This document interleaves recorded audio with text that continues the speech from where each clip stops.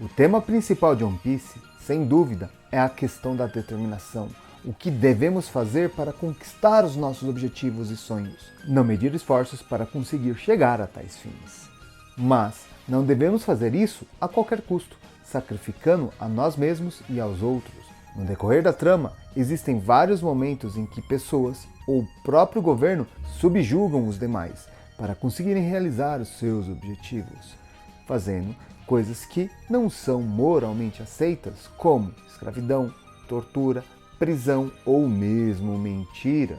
Aqui não tendo melhor exemplo para ilustrar do que a Ilha dos Tritões e seus acontecimentos, uma vez que ali é exposto vários estereótipos sobre os homens-peixes e, consequentemente, preconceito e racismo para os habitantes que ali vivem ou os seus descendentes. E a grande questão é, como que a questão dos tritões, o preconceito, o estereótipo, ou mesmo o poder do governo mundial se relaciona com essa questão do One Piece e, ao meu ver, One Piece seria algo que quebraria com essa situação, seja ele uma arma ou qualquer outro tipo de coisa. E ainda, como é que nós podemos relacionar esses fatos ao nosso cotidiano? Isso mesmo, da nossa vida real aqui. Será justamente esse o tema do vídeo de hoje. No entanto, antes de continuar a chamada, eu sou o André Gussi e esse é Entreter e Conhecer. E após a vinheta, vamos ao conteúdo de hoje?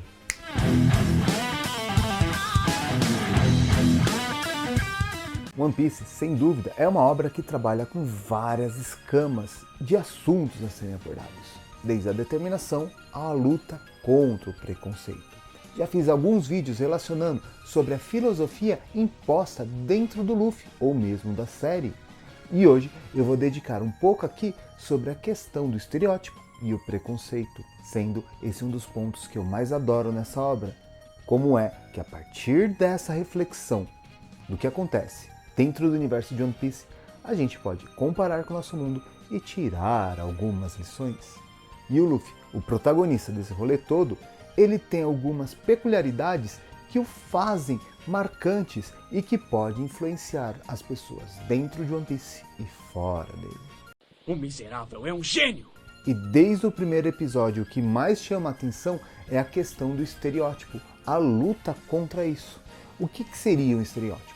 É você julgar uma pessoa por alguma predisposição, seja física, aparência, alguma roupa ou mesmo origem.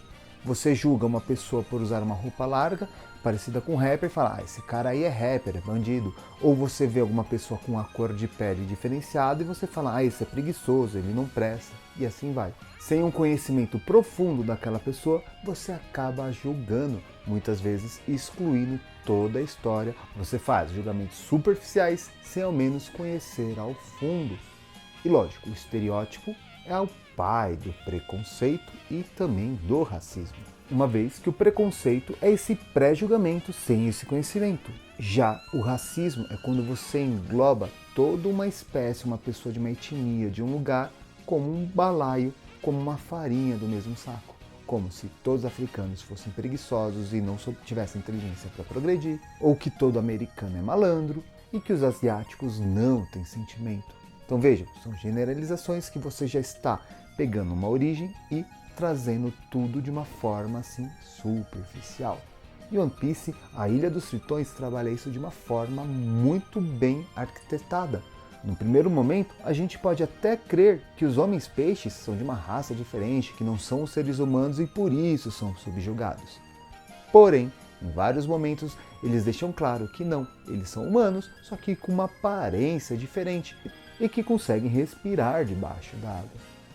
Não por menos que o Fisher Tiger, ele poderia ter sido salvo se pegasse a doação de um sangue de um humano. Ele preferiu a morte ao se juntar a eles. Já Luffy, quando estava lá sangrando, quase morrendo, sendo o Jinbe o único capaz de doar, ele conseguiu fazer essa transfusão, salvando o Luffy. Ou seja, se o sangue é o mesmo, nós somos a mesma espécie, no caso deles, né?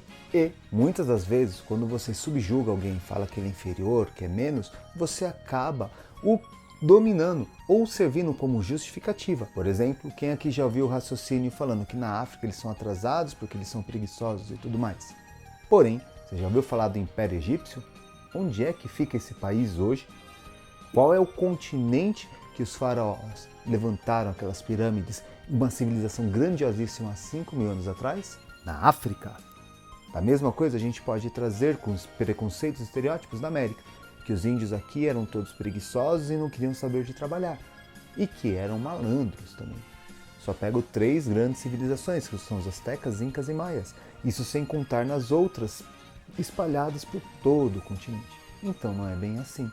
Os europeus usaram um discurso de dominação para convencê-los que eles estavam fazendo algo certo e levando a modernidade para os outros lugares.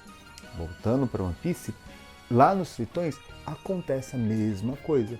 Eles têm um passado grandioso, mas que, assim como a história do século perdido, é mantido na obscuridade, não se revela muita coisa.